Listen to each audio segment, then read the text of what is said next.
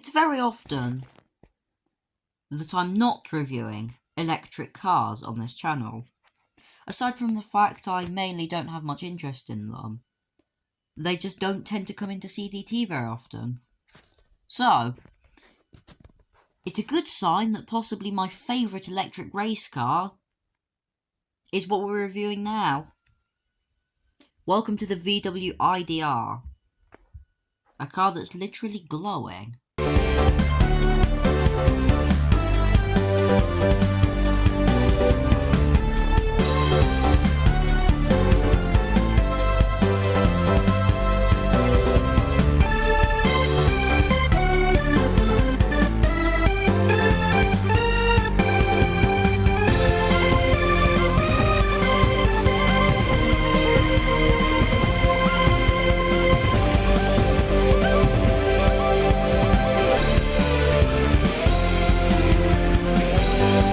What is going on, everyone? Welcome back to CDT. It is me, Ditto. What we have here is possibly VW's only cool electric car.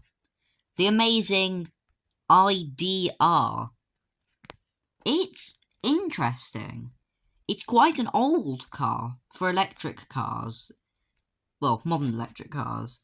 It's, I think, 2020 that they first showed it off. So that's relatively prehistoric. And yet it still feels advanced. Probably because not much time has passed. Only nearly 4 years. But still, this is, well, a piece of lunacy. When they sent it up the Goodwood hill climb at the Goodwood Festival of Speed in 2021 or 2020 or 2019, I can't remember which year, it set the record. Not just the electric record, the overall record. That then ended up getting taken off it by the McMurtry Spearling, but it did show that for us petrolheads, maybe electric wasn't completely terrible. Now, gonna be honest with you, I don't hate electric cars. If they're interesting, good. If they're boring, they usually have a Tesla badge. But I'm completely neutral on this matter. I'm not for them, I'm not against them. I just wish politicians would stop shoving them down our throats. But I have to admit, if somebody did want me to, go fully electric, they would probably end up having to use a car like this. Because this is the type of thing that could convert a lot of people. Goodwood isn't the only claim for ID.R's amazing racing stuff. There was also a specially adapted ID.R called the ID.R Pikes Peak, which was deliberately made to go as fast as possible up, you guessed it, Shelsley Wall. No, I'm kidding. It was obviously designed to go up the legendary Pikes Peak hill climb in Colorado, United States of America.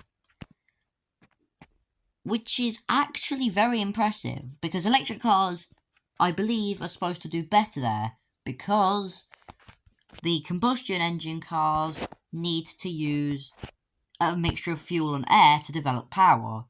Electric cars don't, and because the Pikes Peak hill climb goes up Pikes Peak the mountain, it literally means that I think the hill climb actually goes more than a vertical mile upwards.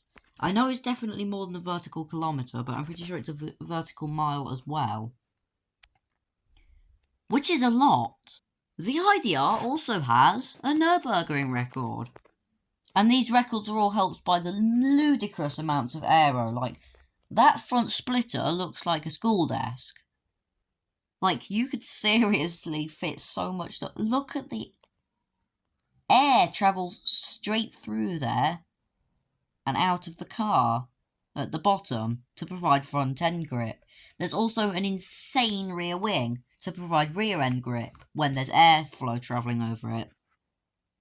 And all of this air resistance will probably not help the performance. So let's find out how much performance is lost. As it appears, not much. It accelerates pretty well off the line, slows down noticeably towards the top end, and effectively grinds to 230, whatever it is.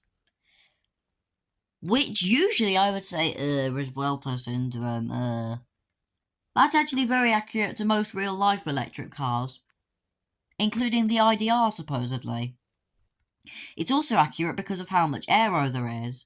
More speed you're travelling, more air resistance you make, more the wing and the splitter and the side skirts and whatnot come into play. So for once, I'm not actually complaining. I'm saying, well done, it's real-life accurate. Decent for a Roblox game. Now hopefully all that aero will help us in the corners. Let's find out and do a bit of cornering, which is traditionally, in real life, the ID.R's strong point. And in the game, also a strong point. This is rated as 9.2 handling, which is more than anything of its speed, I believe. Oh, I didn't get the brakes right. But I have to admit, you can feel how good the handling is. I know a lot of people describe the McMurtry Spearling as being driven like it's on rails. This feels very much similar. So you do get quite a disconnected driving experience. Sorry for the electric pun. I'll stop making electric puns. That's an example of a lie. But you do, in return, get some of the best handling for speed I've seen in the game. Good stuff. Isn't it weird for a petrolhead like me to be liking an electric car? And now we're going to test the drifting, which is going to be interesting for the ID.R because it's all-wheel drive. And do you know what else is all-wheel drive? The Hoonitron, the Hoonie Pegasus, and most importantly, the Hoonicorn. However, it's not the best. Let me try and get up a bit more speed and then light handbrake. It isn't the best at drifting. Out of all of the cars we've tested this week, this one's probably the worst. It just spins. And that's because this is very much a car where downforce is the best thing. And trying to drift means going against the downforce, which is bad. Once again, I'm absolutely convinced that CDT has been working on active downforce recently. At least for these cars. So while drifting isn't really very easy or very fun, while it is possible, you probably don't want to be doing it in this. But you know what you do want to be doing? Racing it on a racetrack. That's what. So let's do just that and send it for a Hotlap. I'm excited. 9.2 handling in a car. Well, obviously it handles well, but it's also quite quick, especially out of the bends. And it's also got good brakes. Well, stopping power anyway. Some of that will come from the wing. So let's find out just how good it is. I'm hoping for a 38. So, let's get ready. Lights down off the line. Here we go. Through here. Brake, turn, very quick, brake and turn again, around 100 for that bend, junction 1, nice and middle line-ish, means that's a good line, 160, way too wide there, probably should have turned more, don't lift, I lifted, up the bank, oh, I think we're going to be on for an even better than a 38. 37.1. And I found a couple of mistakes with my lap in that. So that's a really good lap time, and I'm impressed. That's a really impressive lap time. Well done, ID.R. You know, in a way, this reminds me of the Bollide. Only it doesn't have a stupid, annoying fan base. Yet. Because it lacks a little in performance, which the Bollide no longer does because they've buffed it. Why? probably to make it actually viable. And also handles incredibly well, like it's on rails, but doesn't have any feel to it. It feels disconnected, not organic. Oh, I made the same electric pun again, kill me. Anyway, so it's up to you whether you like this car or not. I personally kind of like it, but only as a track machine, not as a proper car. Thank you for watching. Please subscribe. I may grow to like this. You'll just have to wait until next Saturday for the first of the long-term reviews series.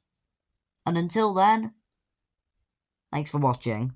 See you tomorrow if there's an update. And if there's not, I'll still see you tomorrow.